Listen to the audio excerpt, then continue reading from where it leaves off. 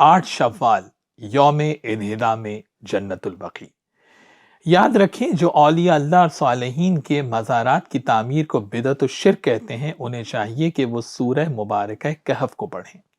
اس وقت کی قوم کے لوگ جو اللہ کے پیغام کی حقیقت کو جان چکے تھے اور صاحب معرفت تھے، ان کے الفاظ کو قرآن حکیم نقل کر رہا ہے۔ قال الذین غلبوا علی امرہم لنتخذن علیہم مسجدا، انہوں نے کہا کہ ہم اصحاب کہف کی قبروں پر، قبروں کے اوپر، علیہم، قبروں کے اوپر ہم مسجد تعمیر کریں گے اور ایک عمارت تعمیر کریں گے۔ اور اللہ کہہ رہا ہے کہ دیکھو یہ حق ہے جو ہم تمہاری طرف بیان کر رہے ہیں۔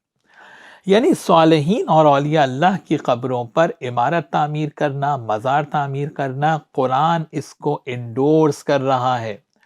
اصحاب کہف جس غار میں مدفون تھے وہ تو شہر سے بہت دور جگہ تھی، لیکن ان کی قبروں پر مسجد کی تعمیر کی بات کر کے قرآن یہ بتانا چاہتا ہے، اللہ سبحانہ و تعالیٰ یہ بتانا چاہتا ہے کہ اللہ کے نزدیک نیک بندوں کی، اولیاء اللہ کی، صالحین کی قبروں پر لوگوں کی آمد و رفت ہونا چاہیے۔ سورہ کہف کی 21ویں آیہ مبارکہ سے 2 باتیں ثابت ہوتی ہیں۔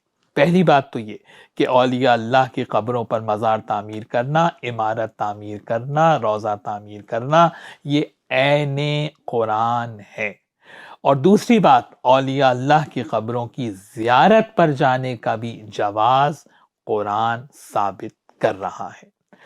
یہاں پر اب امت مسلمہ سے میرا ایک سوال ہے کہ وہ اصحاب کہف جو اللہ کے نیک بندے تھے، ان کی قبروں پر تو مسجد اور عمارت تعمیر کرنا عین قرآن ہو، اور جنت البقیع میں جگر گوشہ رسول حضرت فاطمہ زہرا سلام اللہ علیہا جو رسالت کا ٹکڑا ہیں، جن کے گھر میں دین نازل ہوا ہے، ان کی قبر اطہر پر روضہ تعمیر کرنا، مزار تعمیر کرنا بدعت و شرک کیسے ہو جائے گا؟